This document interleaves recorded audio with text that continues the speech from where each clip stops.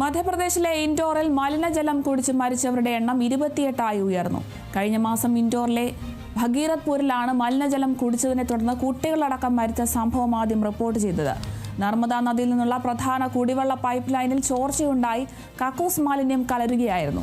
നാളുകളായി ചികിത്സയിലായിരുന്ന 2 പേർ കൂടി കഴിഞ്ഞ ആഴ്ചയിൽ മരിച്ചതോടെയാണ് മലിനജലം കുടിച്ചതിനെ തുടർന്നുള്ള മരണസംഖ്യ വീണ്ടും ഉയർന്നത്.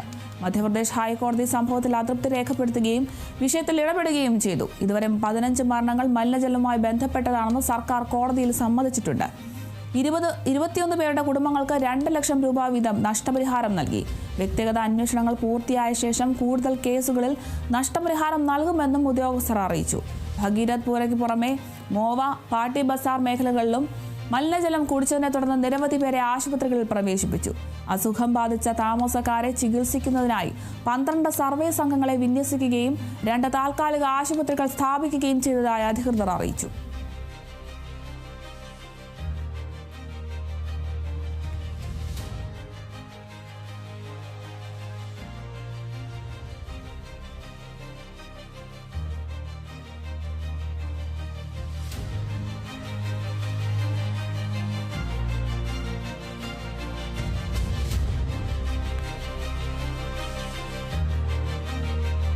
മധ്യപ്രദേശിലെ ഇൻഡോറിൽ മലിനജലം കുടിച്ച് മരിച്ചവരുടെ എണ്ണം ഇപ്പോൾ 28 ഉയർന്നിട്ടുണ്ട്. വലിയ ഒരു വിവാദമുണ്ടാക്കിയൊരു ഒരു സംഭവം തന്നെയായിരുന്നു മലിനജലം പ്രശ്നം. കഴിഞ്ഞ മാസമാണ് ഇൻഡോറിലെ ഭഗരത്പുരയിലാണ് മലിനജലം കുടിച്ചതിനെ തുടർന്ന് കുട്ടികളടക്കം മരിച്ചൊരു സംഭവം ആദ്യം റിപ്പോർട്ട് ചെയ്തത്.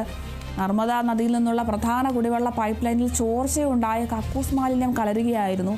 ഈയൊരു വെള്ളം കുടിച്ചാണ് ഇത്രയും അധികം ആളുകൾ മരിക്കാനൊരു സാഹചര്യം ഉണ്ടായിരുന്നത്. നാളുകളായി ചികിത്സയിലായിരുന്ന 2 പേർ കൂടി കഴിഞ്ഞ ആഴ്ച മരിച്ചതോടെയാണ് മലിനജലം കുടിച്ചതിനെ തുടർന്നുള്ള മരണസംഖ്യ വീണ്ടും ഇത്രത്തോളം ഉയർന്നിരിക്കുന്നത്. എന്തായാലും മധ്യപ്രദേശ് ഹൈക്കോടതി സംഭവത്തിൽ അതൃപ്തി രേഖപ്പെടുത്തുകയും വിഷയത്തിൽ ഇടപെടുകയും ഒക്കെ ചെയ്തിട്ടുണ്ടായിരുന്നു. ഇതുവരെ 15 മരണങ്ങളാണ് മലിനജലവുമായി ബന്ധപ്പെട്ടുള്ളതാണെന്ന് അവിടുത്തെ സർക്കാരും എന്തായാലും കോടതിയിൽ സമ്മതിച്ചിട്ടുണ്ട്. 21 പേരുടെ കുടുംബങ്ങൾക്ക് 2 ലക്ഷം രൂപ വീതം നഷ്ടപരിഹാരവും നൽകിയിട്ടുണ്ട്. വ്യക്തിഗത അന്വേഷണങ്ങൾ പൂർത്തിയായ ശേഷം കൂടുതൽ കേസുകളിൽ നഷ്ടപരിഹാരം നൽകുമെന്നുമൊക്കെ ഉദ്യോഗസ്ഥർ അറിയിച്ചിട്ടുണ്ട്. ഭഗീരഥ്പൂരയ്ക്ക് പുറമെ മോവ, പാട്ടി ബസാർ തുടങ്ങിയ മേഖലകളിലും മലിനജലം കുടിച്ചതിനെ തുടർന്ന് നിരവധി പേരെ ആശുപത്രികളിൽ പ്രവേശിപ്പിച്ചിട്ടുണ്ട്. അസുഖം ബാധിച്ച താമസക്കാരെ ചികിത്സിക്കുന്നതിനായി 12 സർവേ സംഘങ്ങളെ വിന്യസിക്കുകയും 2 താൽക്കാലിക ആശുപത്രികൾ സ്ഥാപിക്കുകയും ചെയ്തതായും അധികൃതർ അറിയിച്ചിട്ടുണ്ട്. എന്തായാലും മരണസംഖ്യ ഇപ്പോൾ 28 ആയിട്ടുണ്ട്.